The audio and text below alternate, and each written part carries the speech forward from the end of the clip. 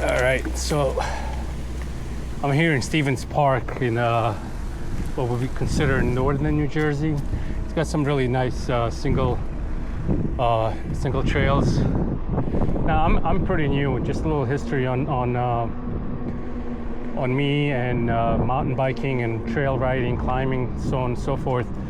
I'm not an expert. I bought my first mountain bike in 2020 as the pandemic was surging, because I was like, you know what, I really want to go and do some trail riding. You know, I really want to do some off-roading. I want to get off the pavement, and I did that. Before that I was a motorcyclist, still am. It's just that I needed a way to get out and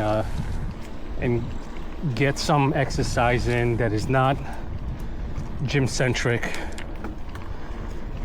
or lifting weights. I messed up my back in the military. My knees are also shot. So I figured, why not? Why not do the bicycle stuff? And that's where we're here. So I went to my local bike shop and I got a Trek analog bike, which I love. Still in my garage. But I was pretty ignorant with the scene for mountain biking.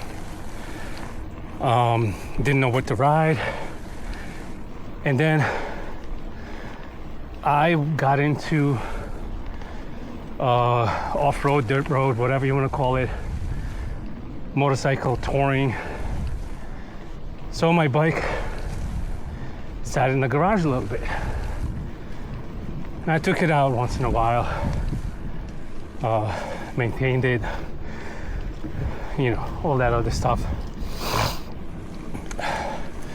But it never got its potential. Until I found a group at work that did mountain biking. So we went out to the parks. I found out about trail forks and I started riding. Realized I was out of shape, and that's when it all started this year in 2025. I ended up buying a e-bike after searching for one for like a month and a half. Since then I've been riding both my analog and my EMTB, but I searched everywhere. I searched online, pros and cons, and then at the end I ended up pulling the trigger on this Siskiu TE N, or whatever they want to call it. I forgot. You can probably see I have the Wolf Tooth headset. I replaced that because the OEM one, I sheared the left limit off the lockout because I took a spill about a month ago and broke it. And I ended up replacing that with a little bit of a color. I ended up getting this color. It's not a lockout, but it was just a preference.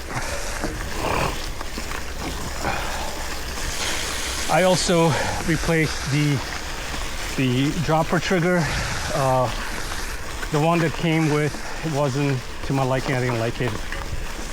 So I bought this one from Wolf Tooth. I like the different triggering effect. And I also replaced the dropper cable for the one that was a little bit more lubricated, a little bit more sturdy. Got on Amazon. Pretty, I would say that was a pretty good change for me. It worked out really well. It's sturdier, it works.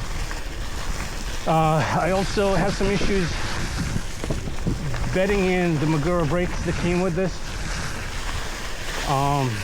I also had the lever for the rear brake was very, very soft, and so I had to bleed the brakes almost right from the start. And that was a little tricky. Learning how to bleed Magura brakes. So now I know how to do that. And I replaced the individual piston brakes with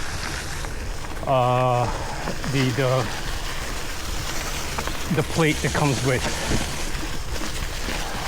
So they're a little noisier, but they kind of stop. The front ones also have some issues bedding the brakes there. I ended up getting the same ones, but I ended up going back to single plate brakes that came with the bike. I just had to sand a little bit off because they were glazed, and prep the disc as well.